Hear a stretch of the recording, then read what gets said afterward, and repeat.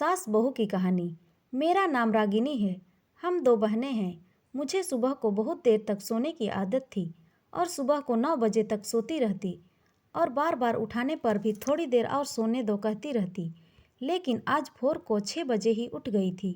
इतना ही नहीं, सबके लिए चाय बनाई, पेपर लेकर आई, बगीचे में पानी दिया और पापा को सुबह मॉर्निंग वॉक के लिए भी उठाया। सभी लोग मुझे बड़े आश्चर्य से देख रहे थे। सभी का एक ही सवाल था, रागिनी तुम क्या कर रही हो? मैंने धीरे से जवाब दिया, 3 महीने हो गए मेरी शादी तय हुए। वहाँ पर कौन होगा मेरे आगे पीछे घूमने वाला? वहाँ तो सब मुझे ही करना होगा। बस इसीलिए आज से शुरू कर दिया। घर की बेटी को इतना समझदार होते देख सबको खुशी हो रही थी और साथ साथ बुरा भी लग रहा था। बुरा लगने जैसी बात भी थी, क्योंकि अब वह हमेशा के लिए उनको छोड़कर अपने ससुराल जाने वाली थी। एक और बात, महीना बीत गया और आखिरकार मेरी शादी हो गई। मैं अपने ससुराल आ गई। सुबह समय पर जाग नहीं पाऊंगी, इसी विचार में मैं रात को सो नहीं पाई। सुबह होते ही नहाया और पूजा की और खाना बनाने की तैयारी करने लगी। मैं सोचने लगी कि आज खाने में क्या बनाया जाए जो बड़े और बच्चे को भी, दोनों को भी पसंद आए। तभी पीछे से एक मीठी आवाज़ आई। मैंने पीछे मुड़कर देखा तो मेरी सासू माँ थी। अरे बेटा, इतनी जल्दी क्यों उठ गई? शादी की भागदौड़ में थक गई होगी, ऊपर से घर वालों की भी याद आती होगी और मैं जानती हूँ रात को ठीक से सो भी नहीं पाई होगी। ऐसे तो तुम्हारी तबीयत खराब हो जाएगी।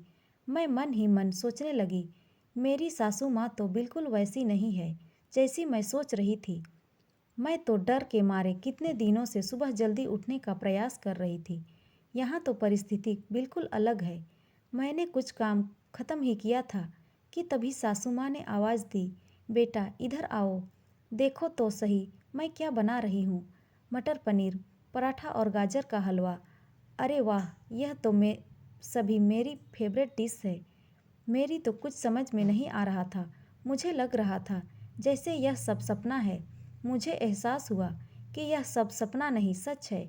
सासू माँ ने कुछ कहा, मैं सुन नहीं पाई। मैं थोड़ी डर गई। डरा हुआ देखकर सासू माँ ने कहा, रागिनी जरा इधर तो आओ, यहाँ तो बैठो। मेरी बात ध्यान से सुनो और समझो। शादी का मतलब लड़की की परीक्षा नहीं होती है। तुम्हारी शादी सिर्फ मेरे बेटे से नहीं हुई है। इतनी जितनी जिम्मेदारी उसकी तुम्हें खुश रखने की है, उतनी ही हम सबकी भी। हमने तुम्हें घर सिर्फ काम करने के लिए नहीं लाया है। तुम्हें क्या क्या आता है या तुम हमारे लिए क्या क्या कर सकती हो, यह सब देखने के लिए तो बिल्कुल भी नहीं। और हम तुम्हारी आज़ादी भी तुमसे नहीं छीनेंगे। अगर अपनी बात करूं तो मुझे सिर्फ एक अच्छी बहू चाहिए थी। मैं बिल्कुल नहीं मानती हूँ कि बहू सुबह जल्दी उठकर पूजा पाठ करना चाहिए, और मैं यह भी नहीं मानती कि बहू को बहुत अच्छा खाना पकाना आना चाहिए। शादी का मतलब तुम्हारे सपनों का बलिदान बिल्कुल भी नहीं हो सकता। बल्कि मैं तो कहूँगी कि शादी का मतलब तुम्हारे सपनों को और ज़्यादा ऊंची उड़ान देना होना चाहिए। हम सब हमेशा के तुम्हारे साथ हैं, हर दिन हर पल। मेरी शादी को अब 10 साल हो चुके थे। इन 10 सालों में सफ़र में हमने जो अनमोल रिश्ते कमाए थे, उनमें से एक थी माँ। जी हाँ, वही सासू माँ जो अब हमारी माँ बन चुकी थी।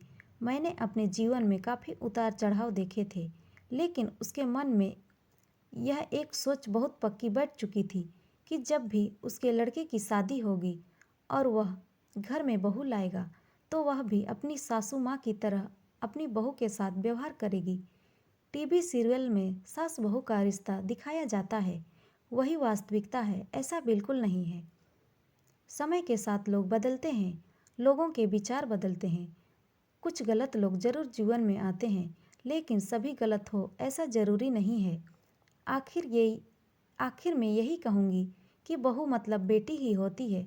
गलतियाँ तो हर हर किसी से होती है, इसीलिए बहू के साथ वैसा ही व्यवहार करें जैसा खुद की बेटी के साथ करते हैं। तो दोस्तों, ये कहानी आपको कैसी लगी कमेंट में ज़रूर बताएं, और अच्छी लगी हो तो लाइक और सब्सक्राइब ज़रूर करें।